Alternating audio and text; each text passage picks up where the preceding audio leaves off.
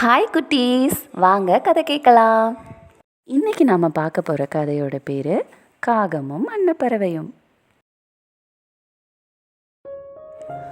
ஒரு அழகான பீச் இருந்துதான். அந்த பீச் ஓரமாக நிறைய தென்னை மரங்கள்லாம் இருந்துச்சான். அந்த இடத்துல நிறைய பறவைகள் பறந்து திரிந்து விளையாடிக்கிட்டு இருந்துச்சான். அந்த இடத்துல ஒரு காக்கா வந்துச்சான். அந்த காக்கா ரொம்ப கர்வம் கொண்ட காக்காவான்.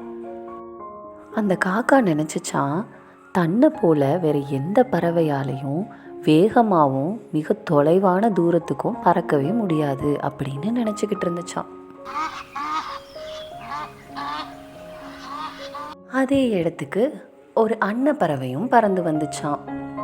ரொம்ப நேரம் விளையாடி பறந்து திரிஞ்சிட்டு இருந்ததுனால அந்த அன்னப்பறவை ரொம்ப சோர்வாக உணர்ந்துச்சான். அதனால் ஓய்வு எடுக்கலான்னு சொல்லிட்டு அந்த பீச் ஓரமாக போய் உட்கார்ந்துருந்துச்சான். அதே இடத்துக்கு நம்ம கர்வம் கொண்ட காக்காவும் வந்து உட்கார்ந்துச்சான். அப்போது அமைதியாக இருந்த அந்த அன்னப்பறவை கிட்ட போய் இந்த கர்வம் கொண்ட காக்கா, ஏ அன்னப்பறவையே, என்ன மாதிரி உன்னால் வேகமாக பறக்க முடியுமா அப்படின்னு கேட்டுச்சான். அதுக்கு அந்த அன்னப்பறவை சொன்னிச்சான், நானே ரொம்ப சோர்வாக இருக்கேன், ஓய்வு எடுக்கிறதுக்காக தான் இங்கே வந்து உட்கார்ந்துருக்கேன், உன்கிட்ட வாதாடுறதுக்கு எனக்கு நேரம் இல்லை அப்படின்னு சொன்னிச்சான். அதுக்கு அந்த காக்கா சொன்னிச்சான், நான் தான் சிறந்தவங்கிறத ஒத்துக்கோ, எதுக்கு தேவையில்லாத கதைகள்லாம் சொல்கிற அப்படின்னு சொன்னிச்சான். அப்படி இல்லைனா என் கூட போட்டிக்கு வான்னு சொன்னிச்சான். அதுக்கு அந்த அன்னப்பறவை என்ன போட்டி அப்படின்னு கேட்டுச்சான். நாம் 2 பேருக்கும் ஒரு பறக்கிற போட்டி வைப்போம், யார் ரொம்ப தொலைவு வரைக்கும் போயிட்டு திரும்பி வராங்கன்றதை பார்ப்போம், யாரால் ரொம்ப தொலைவு வரைக்கும் போயிட்டு வர முடியுதோ அவங்க தான் ஜெயிச்சாங்க அப்படின்னு சொன்னிச்சான். அந்த அன்னப்பறவையும் சரின்னு சொல்லி போட்டிக்கு ஒத்துக்கிடுச்சான். 2 பறவைகளும் வானத்தில் பறக்க ஆரம்பித்தாங்களாம். காகம்தான் ரொம்ப வேகமாக பறந்துச்சான். அதால் முடிஞ்ச அளவுக்கு ரொம்ப தொலைவு வரைக்கும் பறந்துக்கிட்டே இருந்துச்சான். இந்த அன்னப்பறவை அந்த காக்காவை பின்தொடர்ந்து பறந்து போச்சான். ரொம்ப தூரம் போனதுக்கப்புறம் அந்த காக்கா ரொம்ப சோர்வாக உணர்ந்துச்சான். இருந்தாலும் நாம் தான் ஜெயிக்கணும் அப்படிங்கிறதுக்காக அந்த சோர்வோடையே பறந்துக்கிட்டே இருந்துச்சான்.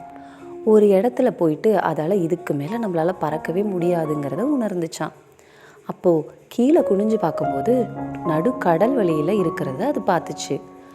இப்போது நம்மளால் எங்கேயும் போய் ஓய்வு எடுக்க முடியாது, இவ்வளவு தூரம் திரும்பி போகவும் முடியாது, என்ன செய்யுது அப்படின்னு புரியாமல் ரொம்ப சோகமாக இருந்துச்சான். அந்த சோகமாக இருக்கிற காக்காவை பார்த்து அன்னப்பறவை என்னாச்சு அப்படின்னு கேட்டுச்சான். அதுக்கு அந்த காக்கா, இதுக்கு மேலே கொஞ்சம் தூரம் பறந்தாலும் நான் கீழே விழுந்துருவேன், பறக்க முடியாமல் கீழே விழுந்துருவேன், என்ன பண்ணுறதுன்னு எனக்கு புரியலை அப்படின்னு சொன்னிச்சான். அதுக்கு அந்த அன்னப்பறவை சொன்னிச்சான், நீ பயப்படாத, என் மேலே ஏறி உட்காந்துக்கோ, நான் உன்னை கரையில் போய் இறக்கி விடுறேன்னு சொன்னிச்சான்.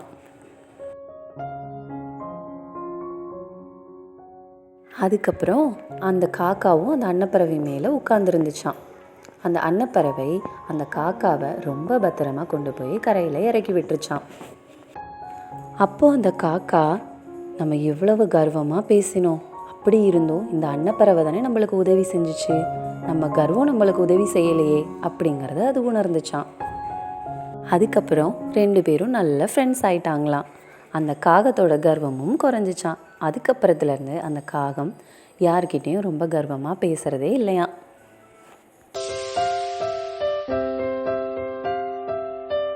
என்ன குட்டீஸ், உங்களுக்கு இந்த கதை ரொம்ப பிடிச்சிருந்துச்சா? உங்களுக்கு இந்த கதை பிடிச்சிருந்ததுன்னா இந்த வீடியோவை லைக் பண்ணுங்கள், ஷேர் பண்ணுங்கள், நம்ம சேனலை மறக்காமல் சப்ஸ்கிரைப் பண்ணுங்கள்.